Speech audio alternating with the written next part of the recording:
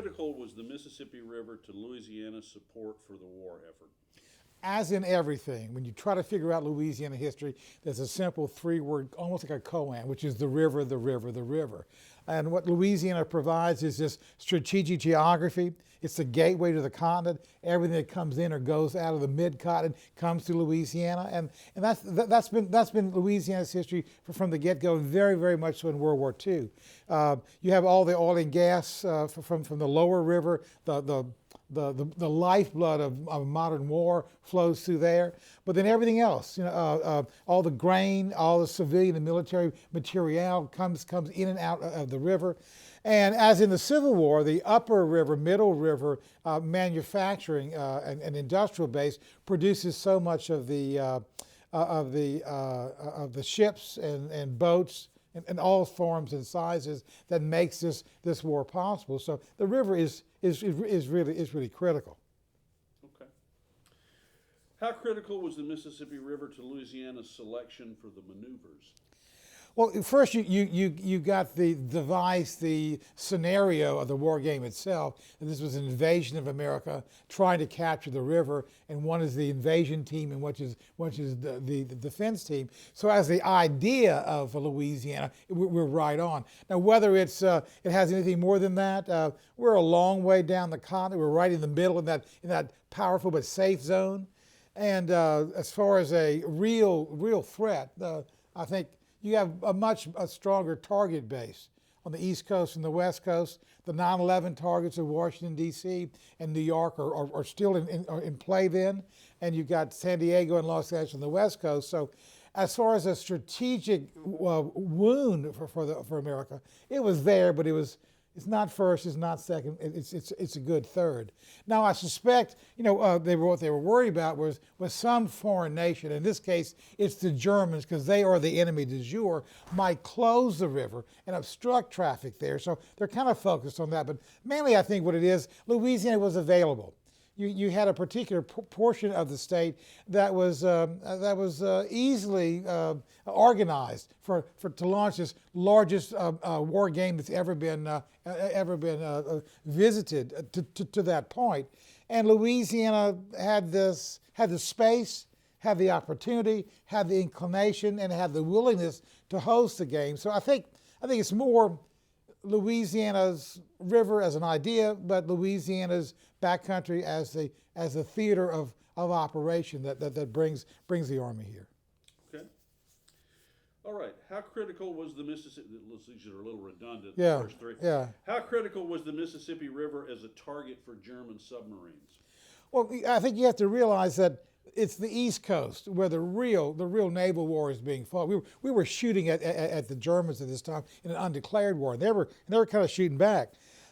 So again, it's a target of opportunities, mostly along the Atlantic corridor.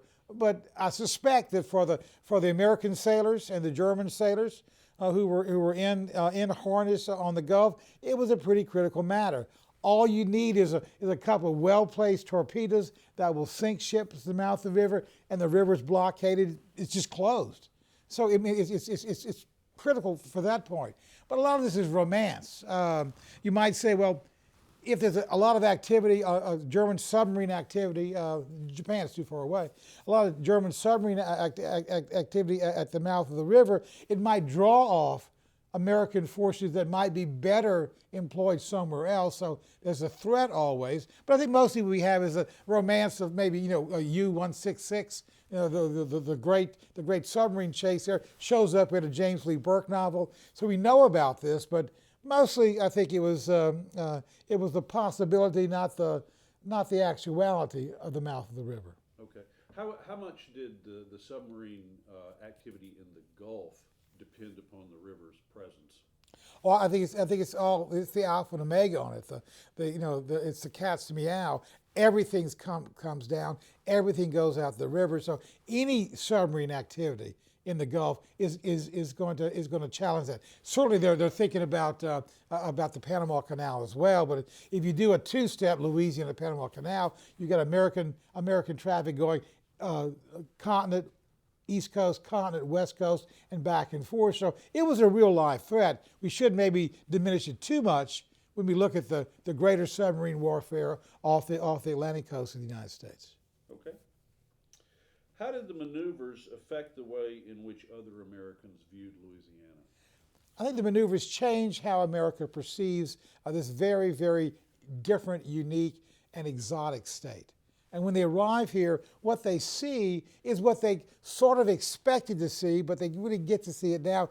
And where they are, they see both sides of Louisiana. They see a southern and a northern experience. You have the piney woods of the Northwest, but you've also got this elaborate bayou structure and swampy structure as well. And it delivers to Americans what they expected to see, a deep South state. But they've got the reality, what they may know about but don't actually experience. A hurricane breaks out. You know, it visits all sorts of difficulty on this maneuver. There's snakes everywhere. And what they begin to do is really actually see who lives here. And what they're seeing is sort of backwoods, redneck Louisiana, leveled out by, I guess the euphemism at the time, a fair amount of colored people. So they get to see exactly what Louisiana was like, but at a difference. Huey, Franklin Roosevelt's nemesis, enemy, rival is, if you excuse the pun, long gone by this time. He's dead and buried, and there's a change in Louisiana, a perceivable change in Louisiana, but maybe an elusive change.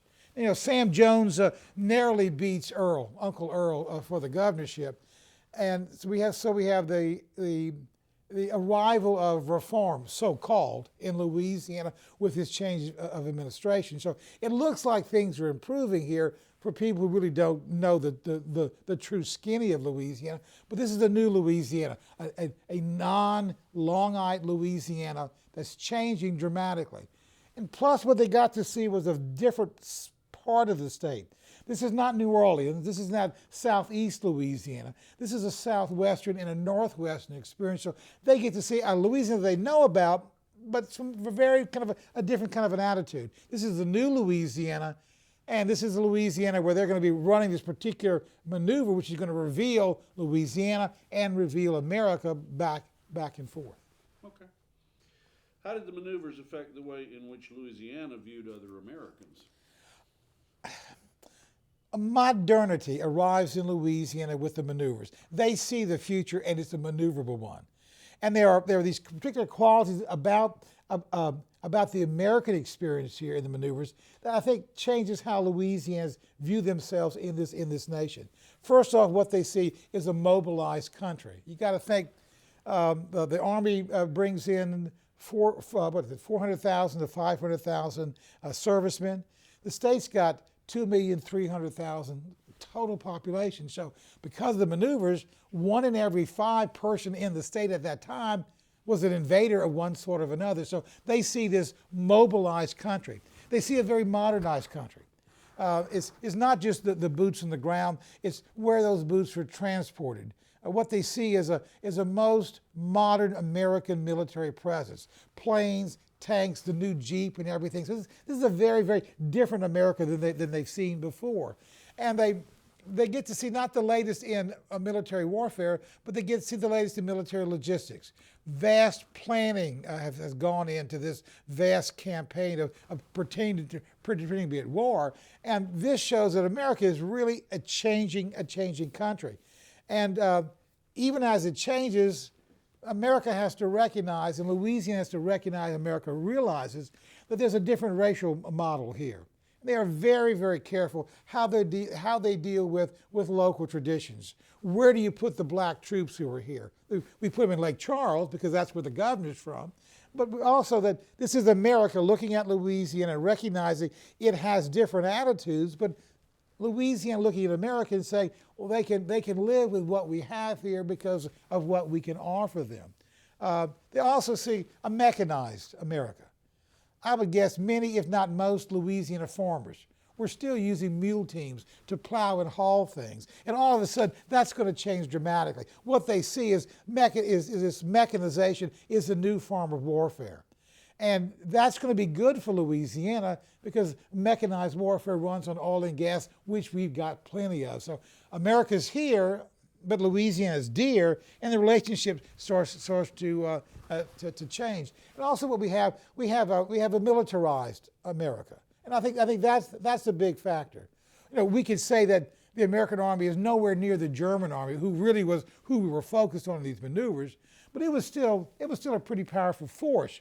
And it's a powerful national army. If you think of this as the second Red River campaign, what you have is another blue army invading a territory of an enemy army, maybe not gray, but red in this case.